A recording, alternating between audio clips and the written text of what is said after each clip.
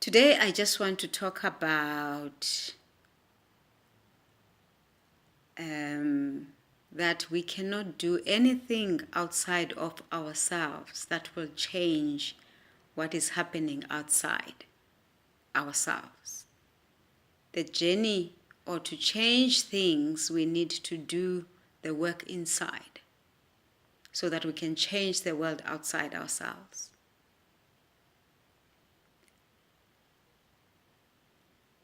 Good evening.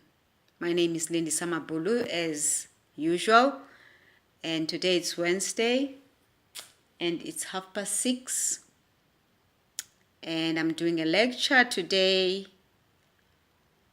on awakening the spirit within you to change the world that you want to change, or to get anything that you want from the universe just by changing the way you think, shifting of the mind. Like the mustard seed, we need to have faith in the power within us that can sprout through the hard outer shell and create life. When we know that we are filled with life and with love, we will see and experience these things around us as well. We cannot find on the outside that we do not cultivate on the inside. Quite the opposite, in fact. We do find and see exactly what we focus on and cultivate inside ourselves. For this reason, the world that we see cannot be changed by acts of violence or even acts of goodness that come from the motivation of fixing what is wrong with things. Love is not found outside ourselves until we are able to connect with some part of our own love for self and for others on the inside. This connection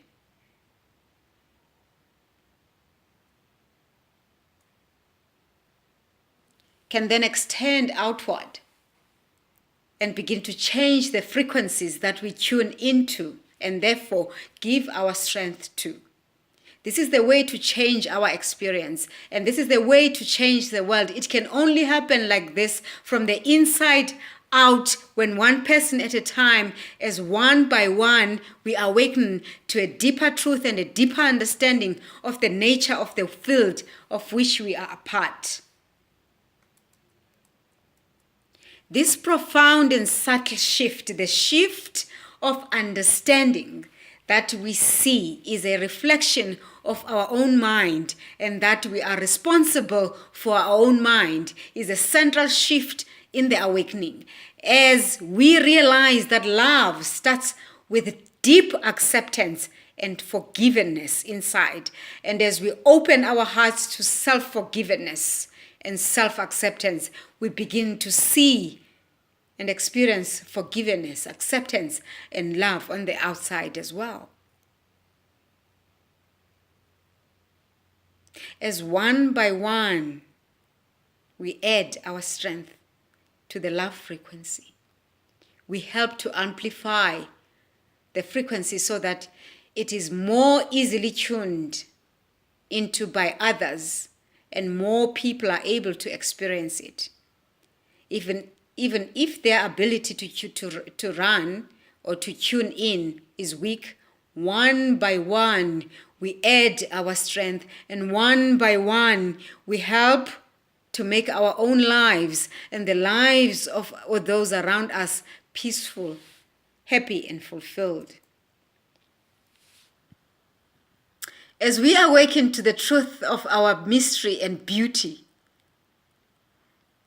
and as we have the courage to look into the dark and hidden places of the soul and see the light, we also step into a new world. There's no need to leave the world or change the world or fix the world. All that is necessary is to give deeply and profoundly and release ourselves from the judgments with which we have condemned ourselves. When we accept ourselves, we can change the filters through which we judge and the world, and so forgive it as well. Forgiveness is always secular, beneficial inside and out. Through the mind. And although the mind may scream that this is wrong, can't work, will be proven wrong by experience and many other arguments. Just accept the words, give them love, and practice kindness. Belief precedes experience. Therefore, contrary to what is expected in the objective or material worldview, if we practice love and forgiveness, they will become our experience. Can I just repeat that? Therefore, contrary to what is expected in the objective material worldview, if we practice love from deep within and forgiveness from deep within, love and forgiveness will become our daily experience. If we forgive and we love ourselves deeply without any judgment, we shall experience love and forgiveness in our daily lives. And that is guaranteed. While not denying or negating all the understanding that has become before, the energy paradigm offers a way of understanding love that is both simpler and larger than the previous way of seeing it. As in all cases, where the concept of the field and of energy are applied, things become clearer, make more intuitive sense, and the range of possibilities also expands. Moving this to new understanding of love is an essential part of the awakening. The number of people who are choosing to love rather than to fear is growing rapidly in this world. Though this does not appear to be so when listening to the cacophonous racket of the media, an essential choice for those who are awakening in this voice to listen to. The voice of fear is pushed and exploited by media and governments everywhere. Or the voice of love, which is quietly growing and swelling one individual at a time all around the world. This choice is the first step in understanding love.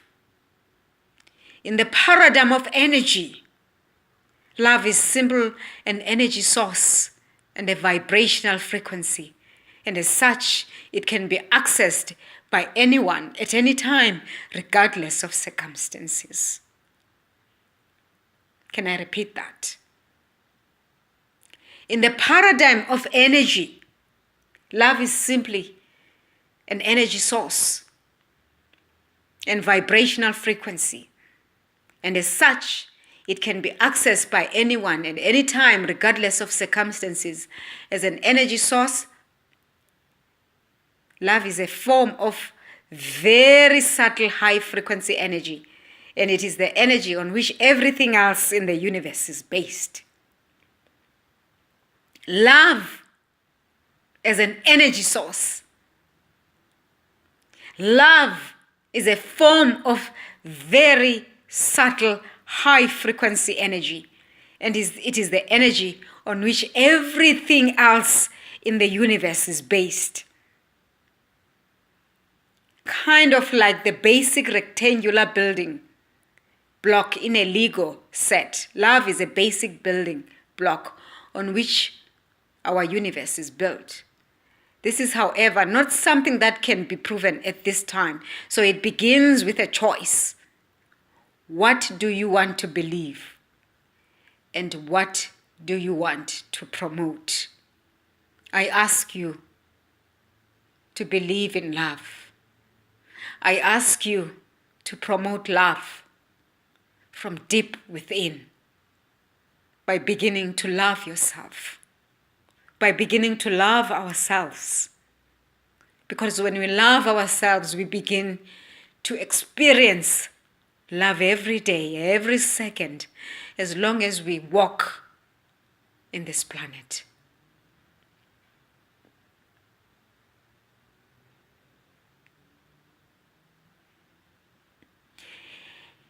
In his book, Shantaram novelist Grigory Roberts' main character speaks of being tortured and realizing, as he is chained to the wall and feeling the agony of the inflicted pain, that he is free.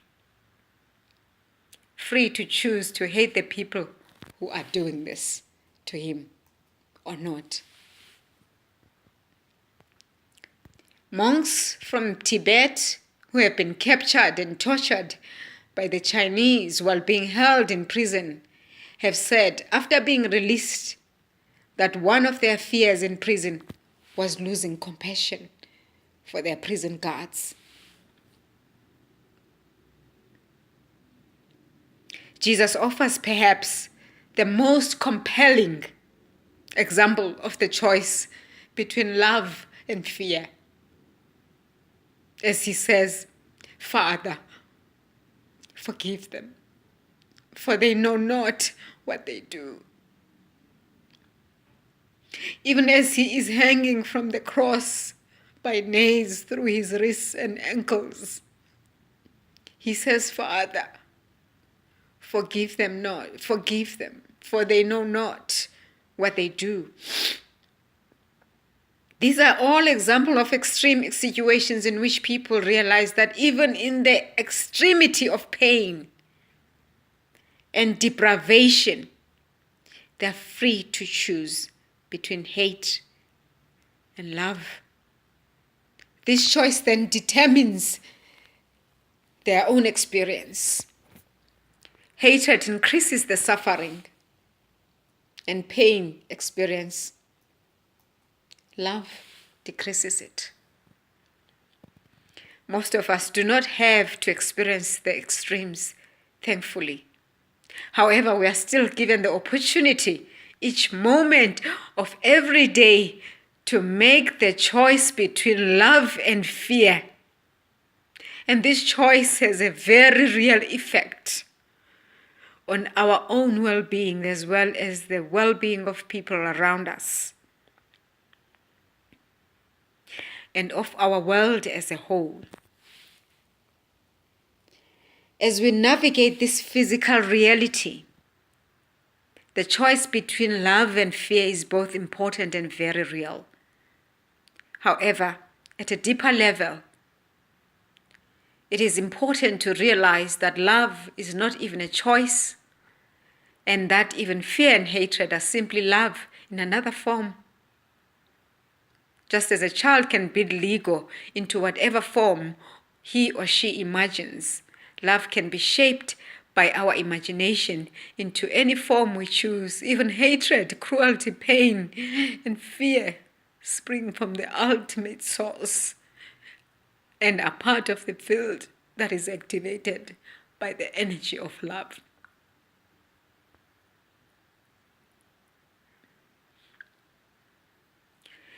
This realization is extremely powerful if understood correctly. It does not mean that it is useful to continue to focus on hate or fear in our choices of thoughts and action in this physical reality. But it does mean that there is nothing that we have to do to fix these things either. Like water poured over sugar, the understanding that everything is love dissolves the darkness and soothes the pangs of the deep wells of pain and fear. Even the darkest well and the deepest fear is ultimately filled with love because there is nothing else.